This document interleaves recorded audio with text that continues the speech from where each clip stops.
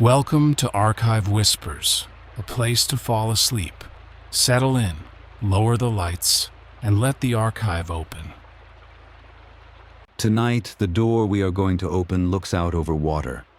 It is somewhere in the south of China, 800 years ago or so, in a small town built along a slow river and a web of canals. And the hour is the soft one just after the working day has loosened its grip. There is nothing here you need to follow, and nothing you need to remember. We are only going to stand at the edge of this town for a while, in the failing light, and watch an ordinary evening arrive the way it always did. We are not going to witness any of the great events of this period. No emperors will pass through these lanes, no battles, no decrees read aloud in the rain. The Song was an age of quiet revolutions, of paper money and printed books, of porcelain and tea and crowded markets. But none of that needs to concern us as a story tonight. We are after something smaller and far more forgiving. The texture of one evening, the smell of wood smoke and wet stone, the way a town lets go of its day. I should say before we begin that the things we will notice are not invented. They are drawn gently and at a distance from the records this age left behind, from a man named Meng Yuanlao, who in his old age wrote down everything he could remember of the markets and the food and the nightlife of the capital he had lost. From the long painted hand scroll of a river town on a festival morning, and from the patient work of later historians, Jacques Gernet among them, who tried to reconstruct an ordinary day from such fragments. We are only borrowing their evening. What we will do then is imagine a single ordinary evening in such a town, and let it unfold at its own slow pace. We will come in along the river while the light is going. We will walk the lanes as the lamps are lit, look in at a tea house and a wine shop, pass a workshop closing for the night, and follow the canals out toward the dark fields where the crickets are already singing. Nothing will be hurried, nothing will be at stake. So if you can, dim your lights now, the way the town itself is dimming. Let your shoulders down. Let the day you have had drift a little further off with each sentence. You do not have to stay awake to the end. If you fall asleep somewhere along the river, that is exactly what this is for. The words will keep going, soft and slow, and the town will still be here, lamp by lamp, whether you are watching or not. Let us begin then, where the town begins, at the water. The river comes down from the hills wide and unhurried, the color of weak tea under the last of the light, and it carries the whole evening on its back, slow and patient, toward the sea it will not reach for many days. We will go in along it now, while there is still just enough light to see by. We come in along the river the way most travelers did, by water, on the deck of a flat wooden boat that smells of damp rope and old tea. The current does almost all the work. The boatman only leans on his long oar now and then, more out of habit than need, and the town gathers itself out of the dusk ahead, a low gray-brown line of rooftops and smoke, growing slowly more solid as the light grows thinner. Closer to the bank, a fisherman is working the last of the light, standing very still in a narrow craft, while his cormorants rest along the gunwale, dark and patient, their long necks curved. Now and then one slips into the water without a sound and comes up again, and the man lifts it gently and takes what it has caught, and the whole exchange is so quiet and so practiced that it seems less like fishing than like two old companions finishing a long day's conversation. Ahead, the river is crossed by a great arched bridge of timber, built without a single pier in the water, its beams laced together in a broad rainbow that lets the boats pass beneath. It is the kind of bridge the painters loved, crowded by day with porters and barrows and people leaning on the rail to watch the traffic.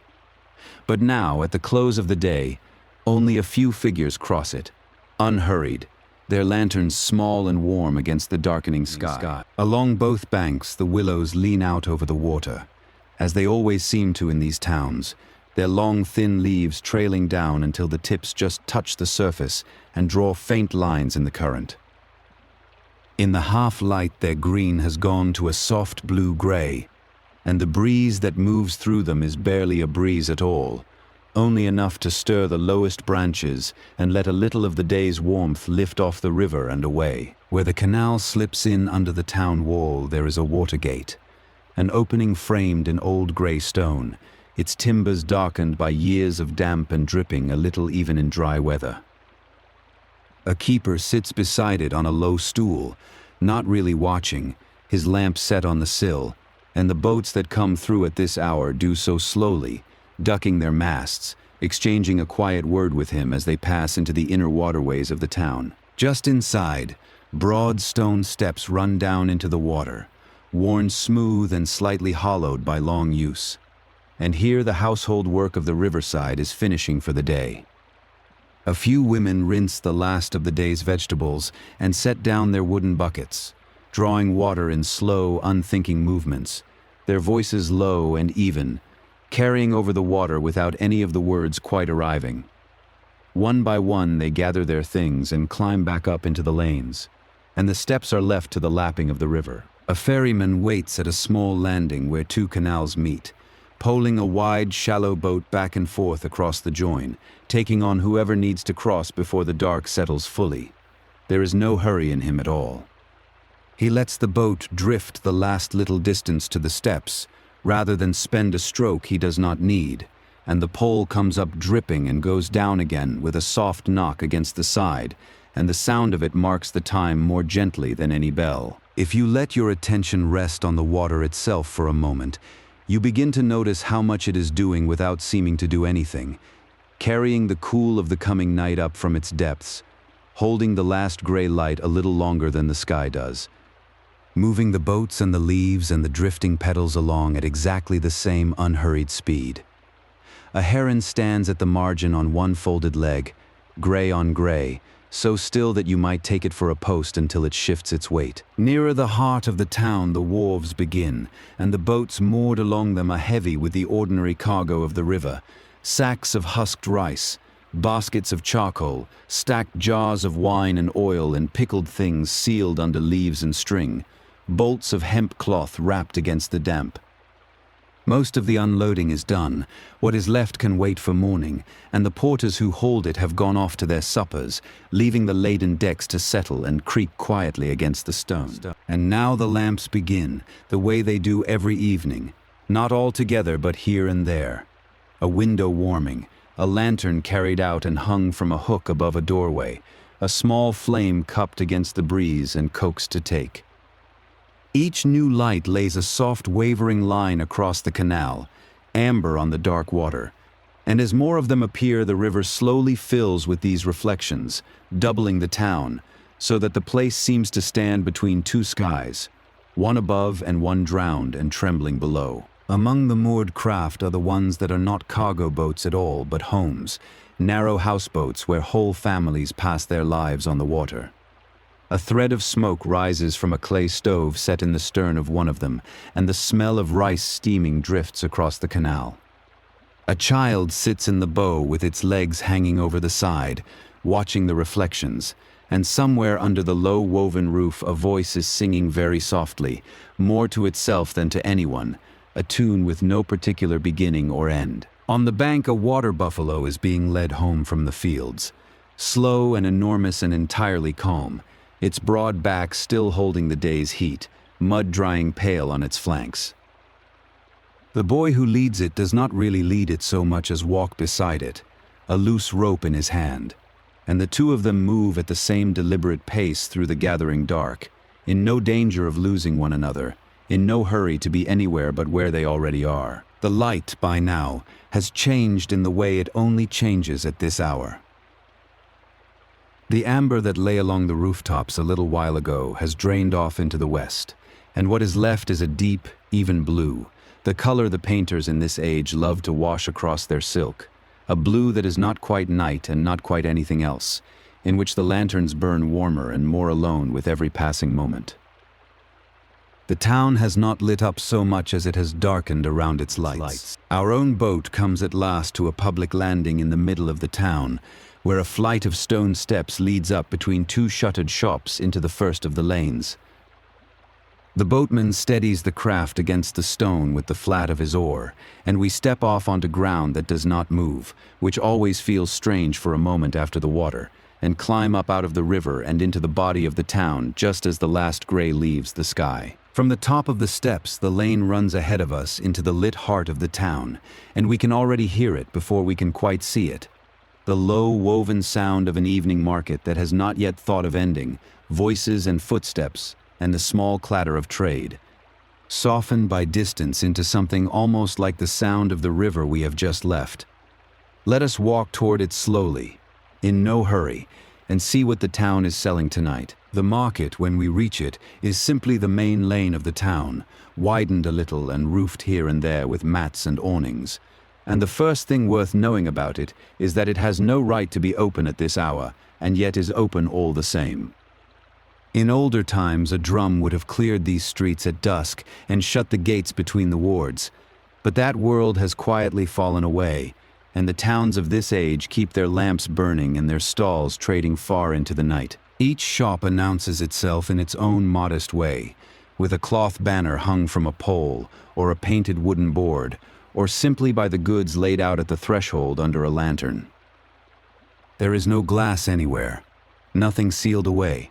Everything is open to the lane, the wares within easy reach and easy sight, and the boundary between the inside of a shop and the street outside is only a raised wooden sill and the warm pool of light that spills across it. The cookshops are the busiest of all, as they always are at this hour, and the smell of them reaches you long before the stalls themselves, steam rising in soft columns from stacked bamboo baskets, the round white faces of filled buns just lifted from the heat, dumplings turning in shallow pans, the warm, doughy sweetness of it all mixing with wood smoke and the sharper note of vinegar and fermented bean. A cook lifts a basket lid and a cloud rolls up into the lantern light and is gone. At a noodle stall, a few low stools are drawn up around a plank counter, and a handful of late diners sit with bowls cupped in both hands, eating without much talk, the way tired people eat. The cook works a great pot over his stove, lifting long ribbons of noodle from the water with a pair of cooking sticks, settling them into broth, scattering a little chopped green and a few drops of oil across the top. Each finished bowl is set down with a soft knock, and steam climbs from it past the eater's face and into the dark. Further along, a sweet seller has spread out the small luxuries of the season. Fruit dipped in hardened sugar and threaded onto thin sticks, honeyed cakes pressed into wooden molds, slabs of something dark and sticky cut into squares with a whetted knife. A child stands before the stall in the lantern light, entirely absorbed, working through the difficult arithmetic of a single coin against the whole shining array, while the seller waits with the endless patience of someone who has watched this exact deliberation 1,000 times. Money changes hands here in two forms, and it is worth pausing on them. Most often it is copper, round coins with a square hole punched through the middle, carried in long strings of 1,000 looped over the shoulder or hung from the belt, heavy and clinking and slow to count. But now and then a folded slip of printed paper appears instead, a promise of cash issued under the great seal of the government, light as a leaf and strange to anyone who remembers when money was only ever metal. The seller takes it without comment, as people take whatever has become ordinary. A cloth merchant is folding away the day's bolts, but slowly, lingering over each one, smoothing it with the flat of his hand before he sets it on the shelf. There is plain hemp and ramie for everyday wear, coarse and pale, and then, kept toward the back where the lamp falls more softly, a few lengths of silk, their surfaces catching the light and letting it slide, the deep dyed colors gone quiet and rich in the dimness. He does not press anyone to buy. The folding itself seems to be the point now, a way of closing the day. There is a stationer too, a small shop heavy with the smell of paper and ink, where books are stacked spine up in their cloth cases and loose sheets hang from a line to dry. Everything here has been printed, pressed from carved wooden blocks, page after identical page, in a quiet multiplying of words that this age has come to take for granted. There are almanacs for the coming year, primers for children learning their characters, cheap printed stories, and folded calendars marking the festivals and the lucky and unlucky days. And a clerk sits among them trimming the edge of a fresh stack with a long flat knife. On a corner where two lanes meet, a letter writer has set up a small folding table, a lamp, a brush, and an inkstone, and waits for whoever cannot write for themselves. At this hour his customers are few, but one has come. An older woman who speaks her message in a low murmur, while the writer listens, nodding, and turns her plain words into careful columns of characters, dictating nothing back, only writing, until the page is full and folded and the few coins are pressed into his hand. Then he wipes the brush and waits again. A medicine shop stands a little apart from the food and the noise, its front wall lined floor to ceiling with small wooden drawers, each labeled in neat ink, each holding some dried root or bark or bundle of leaves. The smell that drifts out of it is unlike anything else in the market, bitter and earthy and faintly sweet at the same time, the smell of 100 remedies kept close together in the dark. The druggist weighs out a small measure on a handheld balance, folds it into a twist of paper, and explains in a quiet, level voice how and when it is to be taken. In a small open space where the lane widens, a storyteller has gathered a loose ring of listeners around a single stool and a lamp. He is well into some long tale that everyone seems to half know already, and he tells it without urgency, letting the pauses run long, tapping a wooden block softly on the table to mark the turns. The crowd is mostly still, leaning, a few of them eating as they listen, and the words rise and settle over them like a slow tide that no one is in any danger of being swept away by. Two children have stopped at a toy seller's board, where little figures of clay and folded paper and woven straw are set out in rows, and a man twists a lump of warmed sugar into the shape of a bird while they watch, breathless, as if a real bird might fly out of his fingers. When it is done, he hands it down to the smaller of them on its stick, and the two of them carry it off through the crowd with enormous care, holding it out ahead of them like a lantern, already arguing softly about whose turn it will be. Along the edges of the market, away from the stalls, the older people of the lane have brought their stools out to sit in the warm overflow of the lamplight, as they do every evening when the weather allows. They are not buying anything and not really talking much either, only watching the slow river of the market go by, fanning themselves now and then, exchanging a remark and letting it sink without reply. They have seen 10,000 evenings exactly like this one, and that is precisely why they are content to sit through another. Toward its far end, the market begins very gradually to thin. The stalls grow fewer and the gaps between the lanterns grow wider, and the cheerful, crowded warmth of the center gives way to single shops still lit and patient, waiting out the last of the trade. It is not that the market closes so much as that it slowly loosens and disperses, the way a gathering of friends will drift apart at the end of a long evening, no one quite deciding to leave, until at some point you look up and find that most of them have already gone. From somewhere just off the lane comes a warmer, steadier light than the stalls give, and with it the smell of charcoal and the particular hush of a place made for sitting still. It is a tea house, one of the small ones that fill these towns, and its door stands open to the night. We have walked enough of the market for now. Let us step in out of the lane, and let the noise of trade fall away behind us, and see how the evening feels from inside four warm walls. Inside, the first thing is the warmth, banked and steady, rising from a charcoal brazier set in the middle of the floor where the coals have burned down to an even orange glow. The room is low and dim and close, the ceiling beams darkened by years of smoke, and after the open coolness of the lane it wraps around you at once. The warmth and the faint resinous smell of the charcoal and, threaded through it, the green toasted fragrance of tea. A few low tables stand about the room, most of them taken, none of them loud. We find a place at a small table near the wall and sit, and for a while it is enough simply to be still and let the warmth do its slow work. Around the room the other guests are doing much the same, a pair of merchants talking over their accounts in undertones, a solitary man with his eyes half closed, Two old friends who have clearly said everything they need to say years ago and now sit together in a companionable quiet. The silence between them as much a part of the conversation as any word. The tea, when it comes, is made in the manner of this age, which is not the steeping of loose leaves that later centuries would settle on, but something more deliberate and more strange. The leaves have been steamed and pressed and dried into a small hard cake, and a corner of it is broken off and ground to a fine pale powder on a little stone mill, the powder soft as flour and faintly green. The tea master measures a portion of it into a wide, dark bowl and sets the kettle to murmuring on the coals. When the water is right, he pours a little of it onto the powder and works the two together with a small whisk of split bamboo, his wrist moving in a quick, even, practiced blur until the surface of the bowl rises into a pale standing froth, fine bubbled and smooth as new snow.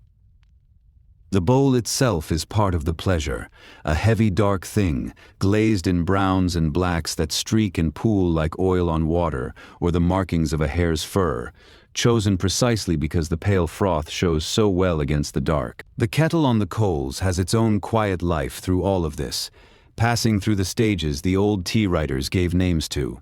The first faint singing, then a sound like wind in pines, then the soft rolling murmur just before a true boil, which is the moment the careful drinker waits for and the careless one misses.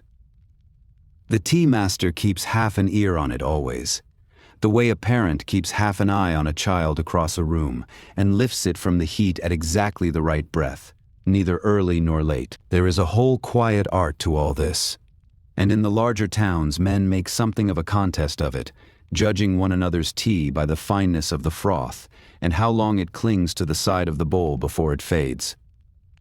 But here, tonight, there is no contest, only the steady repetition of a thing done well 1,000 times. Grind, measure, pour, whisk, the froth rising, the bowl carried over in both hands and set down before us with a small nod, the warmth of it coming up into the cold tips of our fingers. We drink slowly.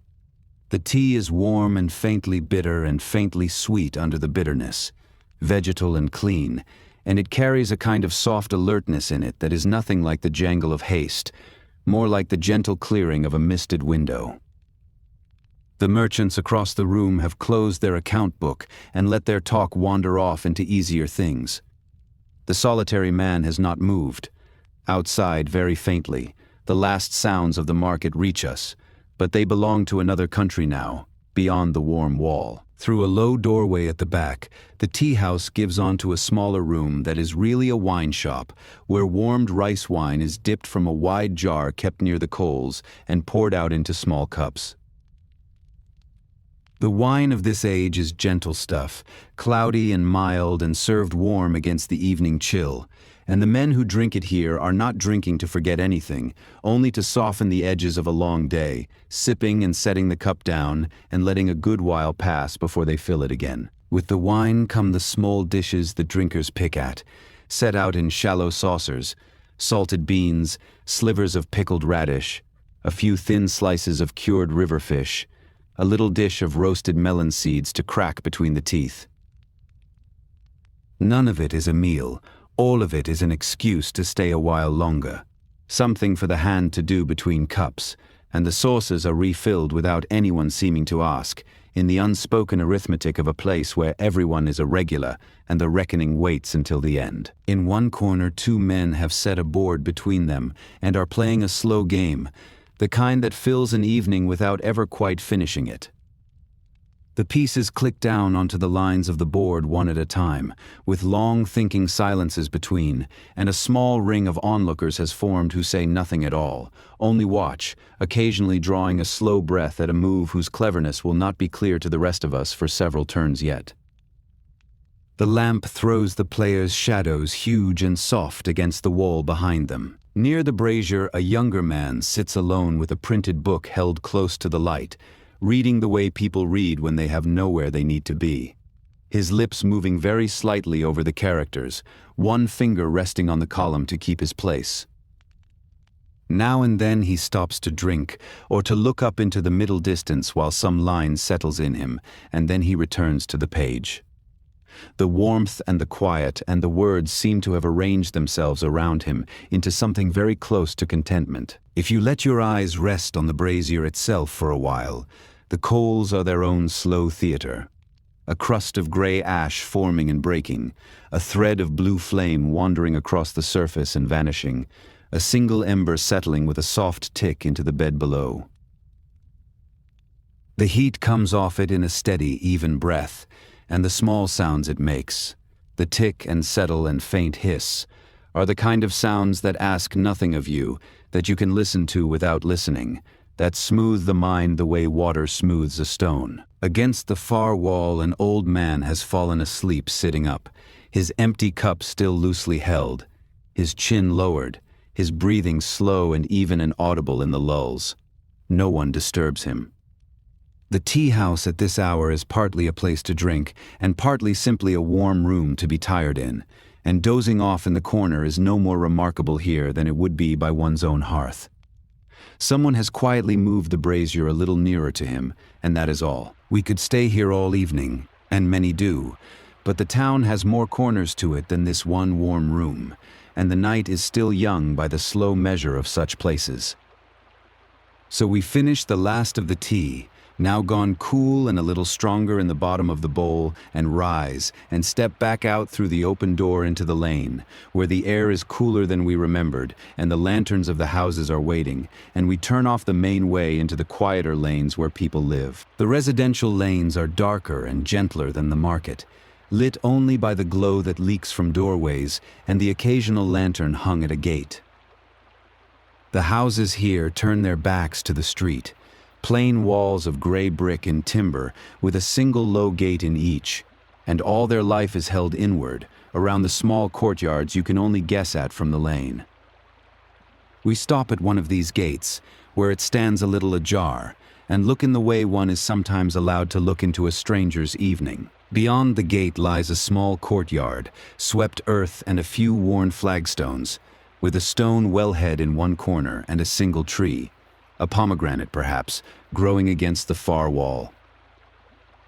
The evening has gathered in the corners of it, soft and blue, and a lamp burning in the main room across the yard throws a long warm rectangle of light out through the open door and across the ground. A cat crosses this rectangle without hurry and folds itself down at the edge of the light, where it can feel the warmth without being in it. The main room is the heart of the house, and at this hour it holds the whole family in its warm pool of lamplight. An oil lamp stands on the central table, its small flame steady inside a paper shade, and around it the generations have gathered for the evening meal. The grandparents nearest the warmth, the parents, the children, an unmarried aunt. All settling onto stools and benches with the easy jostling of people who do this every night of their lives and have long since stopped thinking about it. The meal is being set out in the way of ordinary households, not as separate portions but as a few shared dishes placed in the middle for everyone to reach. A deep bowl of rice, white and faintly steaming, set at the center as the still point around which everything else arranges itself. And around it a dish of greens cooked quickly in a little oil, a small braised fish from the river, a bowl of clear soup, a saucer of fermented bean paste sharp enough to season a whole mouthful of plain rice. It is not much, and it is enough. They eat the way families eat, which is to say all together and in no particular order, the children served first from the best of the fish. The grandfather's bowl refilled before he has quite finished, a steady low current of small talk running under the meal that is less about anything than it is simply the sound of being together. Chopsticks tap softly against the bowls. The soup is passed. Someone tells a small story about the market that everyone has heard before and laughs at anyway, gently, out of habit and affection. The grandmother sits at the warm end of the table and says little, but her eyes move over the whole family in turn, counting them in the old unconscious way of someone who has spent a lifetime making sure everyone is fed. She is the living memory of the household, the one who knows which year the well ran low and which winter the river froze, and the others defer to her in small things without quite noticing that they do, passing her the softest of the rice, settling a shawl across her shoulders when the evening cools. When the meal is cleared, the household drifts apart into its evening tasks, and the women of the family withdraw toward the inner rooms at the back of the house, the quarters that are theirs by the custom of this age, where the work of cloth and thread is never quite finished. A lamp is lit in there too, and in its light a basket of mending weights, and a half-finished shoe sole thick with rows of tiny stitches, and the small bright tools of the needle laid out on a tray, ready for the slow handwork that fills the hours after dark. Against one wall stands a wooden loom, and the mother of the house sits to it for a while before the light fails entirely, throwing the shuttle through the warp and beating the weft down with a soft, regular thump that carries through the whole house. A sound so much a part of the place that the children would notice its absence long before its presence. The thread is silk, drawn from the cocoons the family raises each spring, and under her hands it is slowly becoming cloth, an inch at a time, the way nearly everything worth having is made in this world. At the table, the eldest boy bends over his characters by the lamp, practicing the strokes his teacher set him, grinding a little ink on the stone and drawing each character slowly, his whole body leaning into the effort of it, his tongue between his teeth. Some come out well and some come out crooked, and the crooked ones he studies with a small frown before he tries again. No one is making him do this. Or rather, the whole weight of the age is making him do this. The long ladder of examinations that leads up and out of an ordinary life. But tonight it is just a boy and a brush and a pool of light. In a niche on the wall stands the small domestic altar of the house. A shelf with a few simple things on it. A worn tablet bearing the names of the family's dead. A little dish of ash for incense. 2 oranges set out as a quiet offering. Before the family settles for the night, the father lights a single stick of incense here, almost absently, a gesture worn smooth by repetition, and a thin gray thread of fragrant smoke begins to climb the wall and pool against the dark beams above, carrying the day's small gratitude upward to whoever may be listening. In the small kitchen at the side, the last tasks of the day are finished off without ceremony, the bowls rinsed in a basin and stacked to drain, the rice pot scraped and set to soak, the coals of the cooking stove raked down and banked under a layer of ash so that a few of them will still be alive in the morning to start the new fire from. Water is dipped from the great jar by the door for the morning. A cloth is wrung out and hung. Then the lamp in the kitchen is pinched out, and that part of the house goes dark. The youngest children are the first to be put to bed, carried or led drowsing to the wooden bed at the back of the house, behind its curtain, and tucked under a quilt that still smells of the sun it was aired in. There is a little resistance, as there always is, a request for water already drunk, a question that can wait until morning, a small hand that will not quite let go, and then, the way it always happens, the breathing lengthens and slows almost between one word and the next, and the child is simply asleep, gone somewhere none of the rest of us can follow. With the children down, the house enters its last and quietest phase. The loom has fallen silent.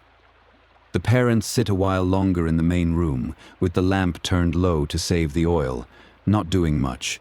The mother with some small mending she can finish by feel, the father simply resting his eyes, and a long, comfortable silence stretches between them that neither feels any need to fill. Outside in the lane a dog barks once, far off, and stops. The house creaks softly as the day's warmth leaves its timbers. We leave them there, in their low, warm light, and step back out through the courtyard and the gate into the lane, pulling it gently to behind us. The town is quieter now than when we came in. The market is mostly down to its embers, and many of the houses have already darkened, but the night is not finished working. Down by the water, a few places are still awake, still making the things this town is known for, and the soft red glow of a kiln shows against the dark sky toward the wharf. Let us go and see who is still at their craft. Toward the edge of the town, where the lanes give out into yards and sheds and the open ground along the water, A single workshop is still wide awake, and it is awake because it has no choice. A kiln, once lit, cannot simply be set aside for the night. Its long brick body runs back into a low shed, banked up the slope of the ground, and from its mouth and its vents comes a deep and living glow, a red-gold light that pulses very slightly, breathing, as if the whole structure were some great animal lying down in the dark and warm to the touch. Through the firing port, the inside of the kiln is a country of pure light, a deep even orange in which the stacked wares can just be made out as darker shapes, holding their form inside the heat. The warmth that rolls out of it is enormous and steady, the kind you feel against your face from across the yard, and it carries the dry mineral smell of fired clay and wood smoke. The potter who tends it stands well back, shielding his eyes with one hand, reading the color of the fire the way a sailor reads the color of the sky. Now and then he feeds the fire, sliding another length of split pine into the firebox with a long iron tool, and for a moment the flame leaps and brightens, and the whole yard jumps into sharper relief before settling back. He does this by feel and by long knowledge, not too much and not too often, keeping the heat climbing slow and even, because clay that is rushed will crack and a firing spoiled in an hour can undo a fortnight's patient work. So he stays, through the dark and into the small hours, watching, feeding, waiting, married to the fire until it is done with him. In the cooler half of the shed, away from the fire, the day's unfired work waits its turn on long plank shelves. Bowls and cups and wide shallow dishes, jars and ewers and little boxes, all of them still the soft gray of raw clay, all of them shaped on the wheel that stands quiet now in the corner, its surface worn pale and smooth by years of wet hands. They look unfinished, these gray vessels, and in a sense they are. The fire has not yet decided which of them will live, and which will crack and be swept into the shards behind the shed. On a separate shelf stand the wares from an earlier firing, already cooled, already transformed, and these are worth crossing the shed to see. Where the raw clay was dull and gray, these are glazed in a pale watery green, the color of jade held up to the light, or in a bluish white so thin it seems to hold the lamplight inside it, rather than reflect it. The glaze has pooled a little thicker in the carved lines of a lotus or a wave, darkening there, so that the pattern shows as shadow under a clear, cool pond. This is the quiet luxury the South is famous for, made here in this shed by this tired man. There is a kind of faith built into work like this, the willingness to spend days shaping and drying and stacking and firing, all of it toward a result no one can see until the kiln has cooled and is opened. Days from now, on whatever the fire has chosen to give. The potter knows this in his bones and seems untroubled by it. He has lost firings before and will lose them again, and tonight, as the heat rolls steady from the brick and the pine settles into coals, he simply tends what is in front of him and lets the rest belong to the fire. Not far from the kiln, a smaller workshop keeps its own late hours by lamplight rather than firelight, and here the craft is a quieter one. A block carver sits bent over a flat pear wood plank, cutting away everything that is not a character, so that the words of some book stand up from the surface in reverse, raised and backward, waiting to be inked. He works with a set of small sharp blades, turning the block rather than his hand, lifting away curls of pale wood no bigger than a fingernail paring, and a whole page slowly emerges under him, mirror-written, perfect, unreadable until it is pressed. At a bench beside him, a printer works a finished block, and the rhythm of it is the rhythm of the whole age of printed books. A brush loaded with ink swept once across the raised characters, a clean sheet of paper laid down over them, a dry pad rubbed lightly across the back. The sheet peeled away and hung to dry with the words now sitting black and right way round upon it. Brush, lay, rub, peel, brush, lay, rub, peel, and a stack of identical pages grows beside him, each one the same as the last, multiplied out of a single carved block into the world. The paper itself came from another shed again, somewhere along the water. where it was made from bamboo and bark beaten to a pulp and stirred into a great vat, then lifted out sheet by sheet on a fine bamboo screen, each wet layer pressed and peeled and smoothed onto a warm wall to dry. There is a whole patient chain of hands behind the simple page the printer holds, the pulp beater and the vat man and the one who tends the drying wall, most of them done for the night now, their day's work hanging pale and curing in the dark, ready to become the books of tomorrow. From the workshops it is only a few steps back down to the water, to the wharf we passed on the way in, and it is a different place now under full dark. The cargo boats lie quiet at their moorings, their decks empty, their lanterns mostly out, and the river moves between them slow and black and only faintly shining where a far light catches it. The whole day's trade has come to rest here. The rice and the cloth and the jars and the pots, all of it waiting on the still water for the morning that will set it moving again. One boat alone shows a light and a little movement. A long-distance craft readying to leave on the night current while the canals are clear, its crew loading the last of the cargo by the glow of a single-deck lantern, working without haste and almost without speech, each man knowing his part. A line is coiled, a hatch is closed, a final basket is handed down and stowed. Then the mooring is slipped, and the boat eases out from the wharf into the dark middle of the river, gathering the current under it, and slides away downstream toward towns we will never see. We watch it go until its lantern is only one more small light among the reflections, indistinguishable at last from the lamps of the houses doubled in the water, and then it is gone, around the bend, downstream. The wharf settles back into its quiet. Somewhere a rope creaks as a moored boat shifts on the current. The river goes on past the sleeping town exactly as it has all day and all the days before, indifferent and patient, carrying the cool of the night down toward a sea that none of the people asleep here have ever seen. The town behind us now is mostly dark, and the hour has tipped over into the deep part of the night, the part that belongs to the few who keep it, the kiln tender, the night boat, the watchman somewhere up in his tower, and us, walking back in along the canals with no particular place to be. Let us follow the water inward through the quiet town, under the bridges, past the temple gate, and out toward the gardens and the dark fields at the edge, where the only thing still wide awake and singing is the crickets. The canals at this hour are at their most beautiful and their most empty, ribbons of black water threading between the dark houses, every bridge a low arch of deeper shadow, every surviving lantern laying its single trembling stripe of gold across the surface.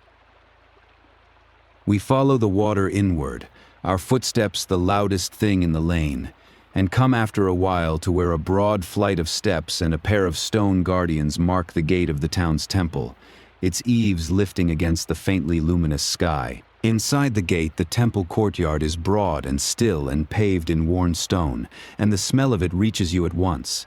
Sandalwood and old incense, cool stone, a faint green breath of moss from the shaded corners.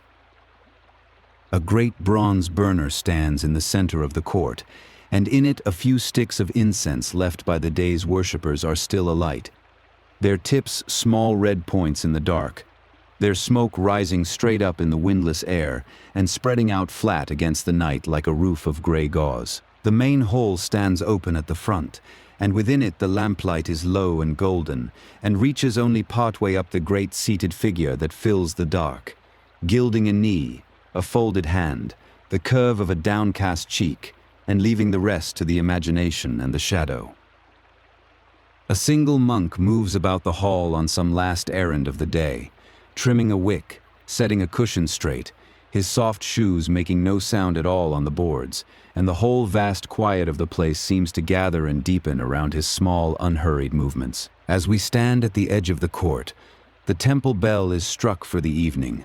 Once, a single deep stroke from the great bell hung in its own small tower at the side, and the sound of it is less a noise than a presence, a vast low note that you feel in the chest as much as here, swelling and then very slowly fading, rolling out over the rooftops and the canals and the dark fields beyond, reaching, you imagine, every half-sleeping ear in the town before it finally thins away into the silence it came from. Out beyond the temple, the hour is also being kept in a plainer way.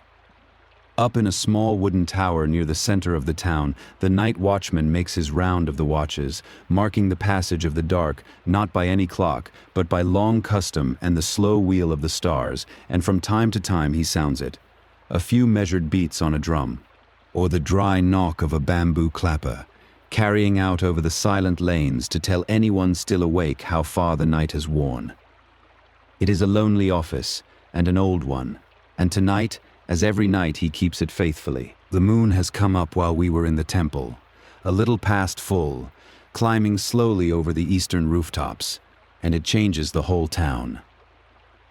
The black canals turn to pewter, the wet stone gleams, and a long broken path of silver lies across the water wherever the buildings do not block it, shifting and reassembling with every small movement of the current. The lanterns, which a moment ago were the only lights in the world, become merely the warm ones, small islands of gold scattered across the wide, cool silver the moon has poured over everything. Following the canal outward, we come at last to the edge of the town, where the houses thin and give way to walled gardens, and then to open ground. There is a small garden here, gone half wild, its low wall broken in places, and through the gap we can see the dark shapes of pomegranate and plum and an old twisted pine, and the pale ghost of a few late blossoms. The air has changed. It is cooler and damper and full of the green smell of growing things, of leaf and water and turned earth.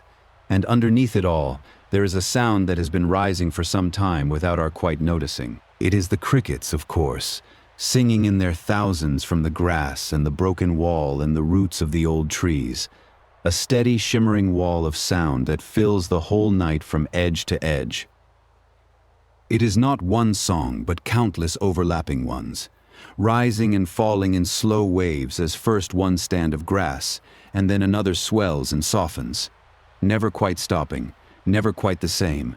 A sound so constant and so soft that before long the mind stops hearing it as sound at all, and begins to hear it simply as the texture of the dark itself. Beyond the garden, the land opens into the flooded paddies that feed the town, sheets of still water laid out in low terraces, each one holding its own square of moon and sky.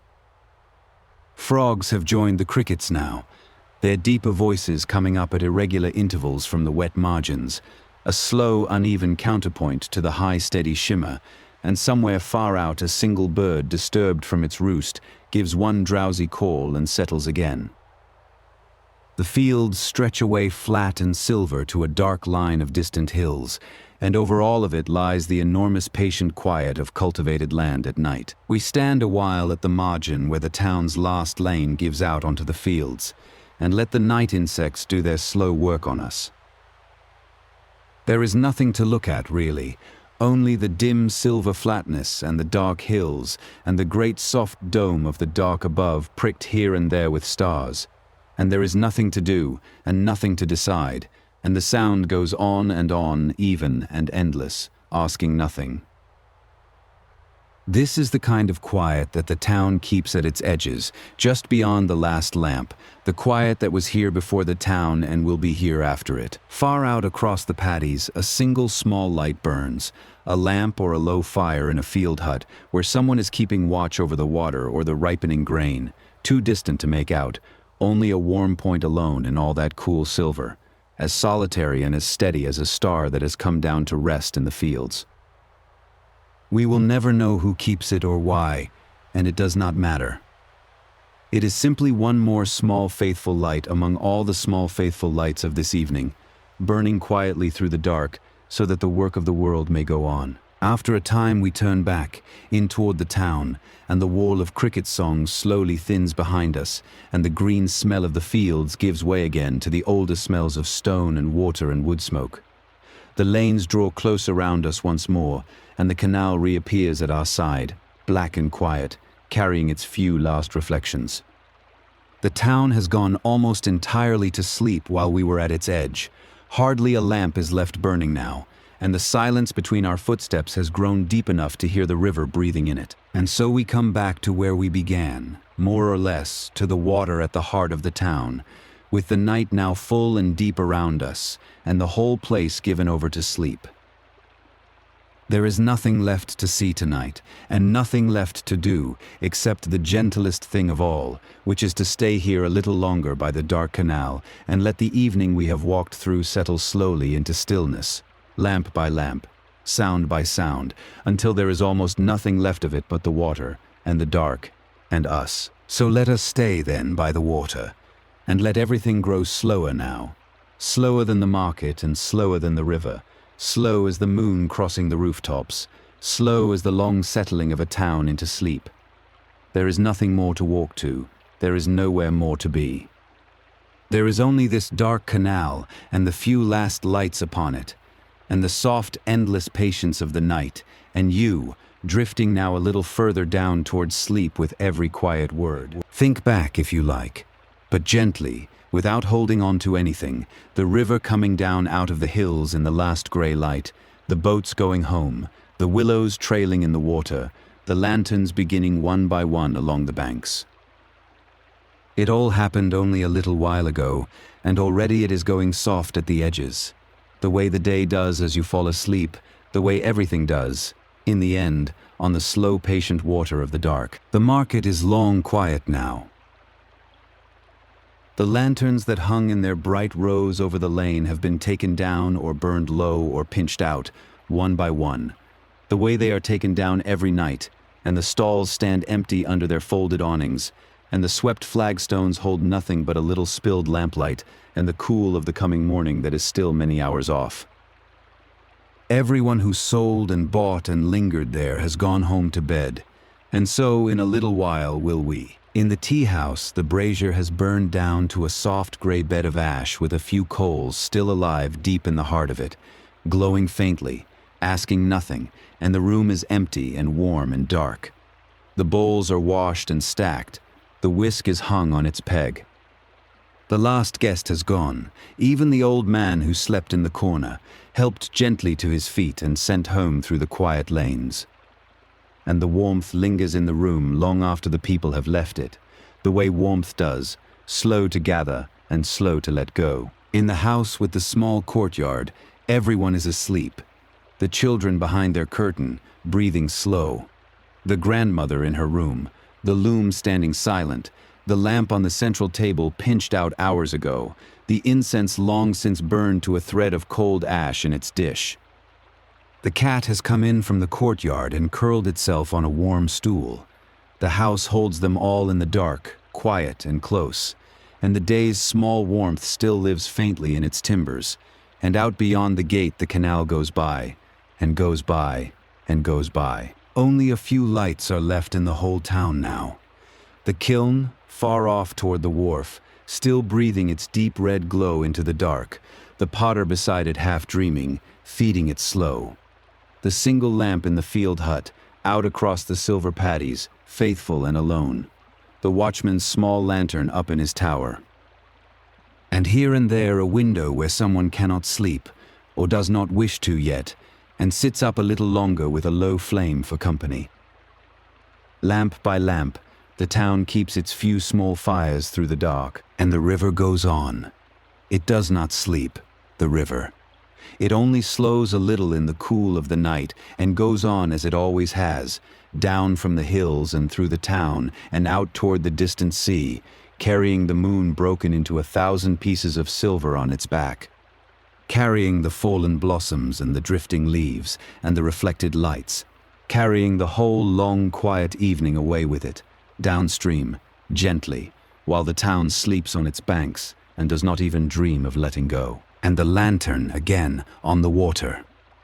There is always one still burning somewhere near, hung at a gate or a bridge rail or the stern of a moored boat, and its small warm light lies down across the dark canal in a single long trembling line, breaking and mending, with each slow breath of the current. Watch it. If your eyes are still open, the gold line on the black water, wavering, settling, wavering again. There is nothing in the world you need to do but watch it slowly come apart and slowly come together on the moving dark. Let your breathing go as slow as the river now. There is no hurry left anywhere in this town, and there is no hurry left in you. The day is over and well over, and tomorrow is a long way downstream, and between the two there is only this: the dark water, the soft mist, the one warm light, the cool patient night holding the whole sleeping town in its hand. Let your eyes close whenever they would like to. The lantern will keep its line on the water whether you watch it or not. The crickets are still singing. Far off at the edge of the town, the same steady shimmering wall of sound they have kept up all evening and will keep up until the gray of the morning quiets them. You cannot quite hear it from here, by the canal, or perhaps you can very faintly, under everything else, the way you hear your own blood in a still room. It does not matter whether you can hear it or not. It is there, going on, soft and endless at the dark edge of things, and it will go on long after you are asleep. And the river goes on, down past the wharf where the boats lie sleeping at their ropes, down under the great timber bridge with its empty rail, down past the water gate and the worn stone steps where the buckets were filled at dusk, down and down through the dark and out the far side of the town toward the fields and the hills and the sea beyond. It carries the evening with it as it goes, all of it, softly, and it asks you to carry nothing at all, only to lie still, and let it pass, and let it pass, and let it pass. The moon has moved on across the sky while we have sat here, the way it does, unhurried and sure, and the silver path it laid across the canal has shifted and narrowed, and will soon slide off the water altogether as the moon goes down behind the western roofs. Everything moves, slowly, in the night. The moon, the river, the cooling air, the few remaining lights guttering lower in their oil. Everything moves, and nothing hurries, and there is a deep old comfort in being a small, still thing in the middle of all that gentle motion. There is almost nothing left of the evening now. The market, gone. The tea house, dark. The houses, sleeping. The workshops, banked and quiet. The temple still and shadowed around its single faithful lamp. The fields silver and singing at the edge of everything.